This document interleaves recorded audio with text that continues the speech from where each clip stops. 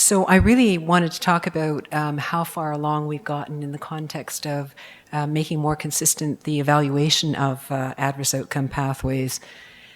And very briefly, I wanted to provide a little bit of information on background, the evolution and objectives of weight of evidence or confidence analysis for adverse outcome pathways, and kind of respond to the question, why would we bother? Because as we've heard, adverse outcome pathways in their own right can require a significant amount of effort just to develop them. And I'm going to address particularly the OECD Handbook supplement to the AOP guidance, where we're addressing particularly the key event relationships, as Steve mentioned, and the overall adverse outcome pathway. Very briefly provide an example, and then talk a little bit about principles of best practice. So the background in terms of weight of evidence analysis for adverse outcome pathways, they do draw on previous experience in documenting weight of evidence and degree of confidence for mode of action analysis for regulatory application. Now, the variation with mode of action analysis from adverse outcome pathways is that mode of action generally includes chemical-specific aspects such as toxicokinetics and metabolism, and where adverse outcome pathways are really the biological pathway.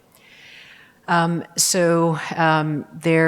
it was really drawing upon that experience to develop the principles, definitions, and degrees of confidence relevant in the context of adverse outcome pathways.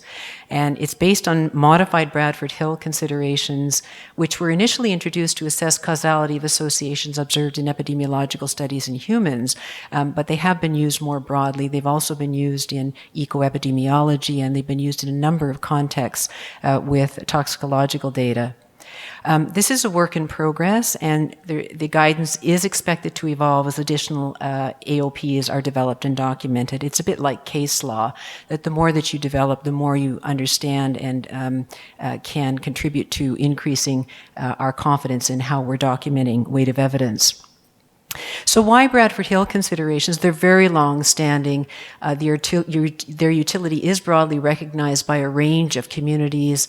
There's considerable regulatory experience in their application, and they are sufficiently generic that with modification they're broadly applicable. They do lend themselves very well to mode of action adverse outcome pathway analysis. So the objectives of the weight of evidence guidance in the OECD supplement and wiki were really to simplify, clarify, and codify to the extent possible weight of evidence applications in an AOP context, addressing focus, in other words, to address a limited number of critical elements, to ensure the consistency and simplicity of terminology, to clarify the nature of the data that informs through inclusion of defining questions and provision of examples and criteria to bound categories of confidence of low, medium, and high. And to consider the relative weighting of the limited number of components, and then to integrate the quantitative aspects. So why bother? Again, we understand that compiling information to develop adverse outcome pathways is fairly labor-intensive in its own right. And it's really to provide a simple and consistent representation of the degree of confidence in various aspects of AOPs as a basis to facilitate their consideration for specific regulatory application. It won't be helpful if we're not communicating between the research and regulatory communities. That's really critical. It's also to identify key data gaps relevant to application and to have those data gaps taken into account in the development of the adverse outcome pathway. It's often not well understood by the research community the types of information that would be helpful in terms of speaking to the regulatory community from the perspective of degree of confidence or weight of evidence. But we have just started down the path, so it will require additional application and feedback and is expected to evolve over time. And we have a kind of forward agenda of things that we think need to evolve as well. So this is the refined adverse outcome pathway template in the handbook supplement. There's two, in fact, it has a fair bit of content related to weight of evidence, and it's addressed particularly within Section 6, which is on the key event relationship descriptions, and Section 7, which Steve also mentioned, the assessment of the adverse outcome pathway in total. So speaking to this kind of what we're looking at in terms of the key event relationships, in relation to qualitative weight of evidence, we're looking at biological plausibility and empirical support and quantitative understanding.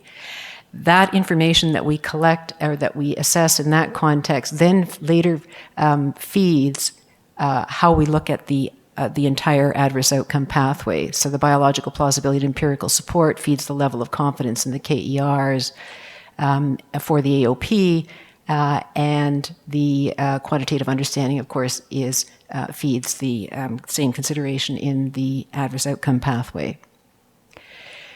So what is this, then, the focus and this consistent terminology for the qualitative and quantitative elements? So for qualitative weight of evidence and confidence, it's biological plausibility of the key event relationships. That's essentially the biology of the pathway.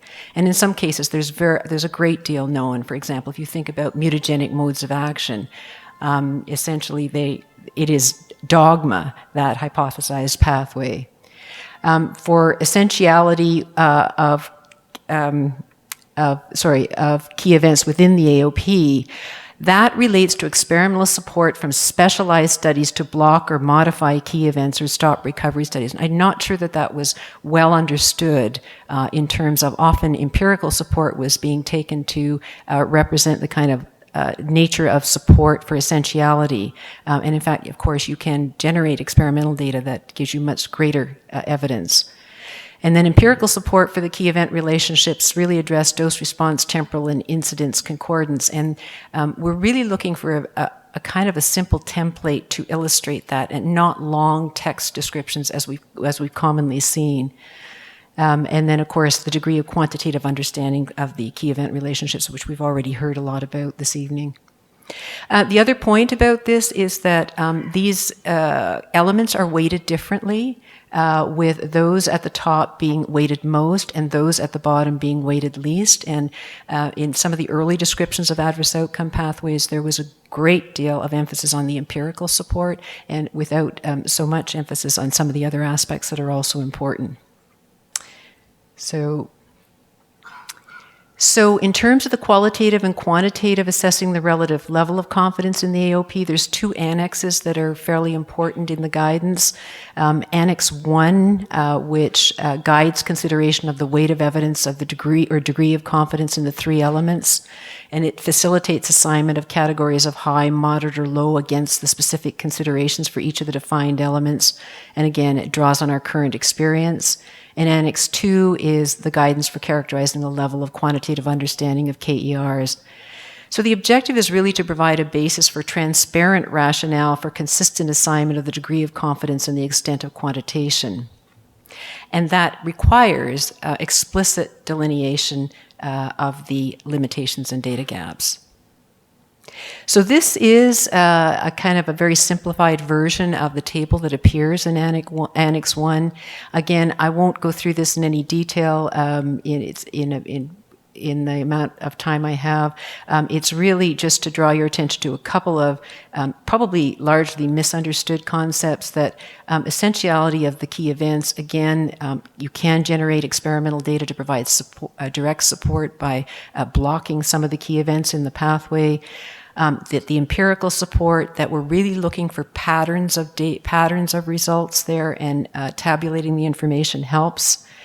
For example, this is a template that was commonly used in mode of action analysis, where you've lined up the the incidence and temporal concordance.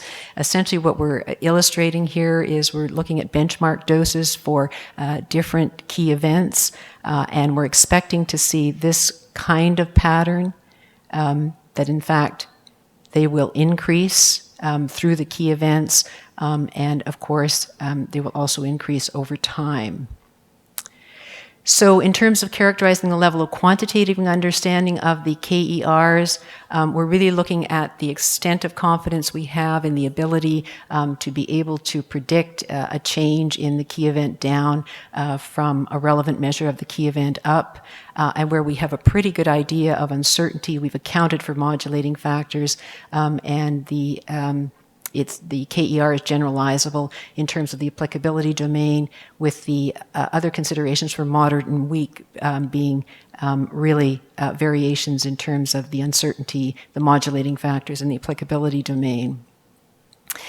The overall objective here is really to come up with some really illustrative, figurative representation of our degree of relative confidence in the extent of documentation of an adverse outcome pathway. Again, it's not to imply that we can't use quite perhaps adverse outcome pathways that don't have a great deal of weight of evidence for particular application, but to have an understanding of where they fit.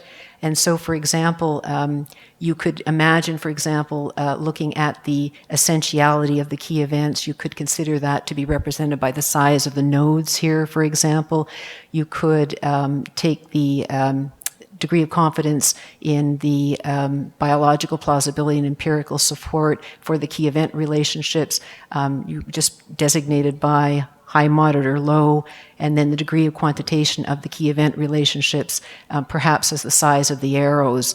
And again, it's really just to get and this is still a work in progress, but it's really the objective here is just to get a feel for what's the degree of relative support for the different components. Very briefly, that we've started looking at one of the documented adverse outcome pathways. This is work that was done by Carol Yock and colleagues, and relating to the where the molecular initiating event is the alkylation of DNA, and then leading to insufficient or incorrect DNA repair, leading to mutations in male premeiotic germ cells and inherited mutations. And started looking at the information in the context of how we would lay it out to look at the patterns for empirical support.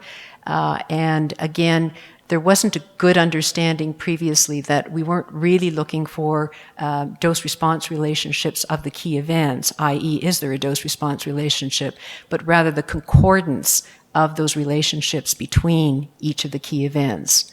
So essentially what the data here illustrate is that, of course, that you have much higher levels of adducts than you have of the mutations in the germ cells and the offspring.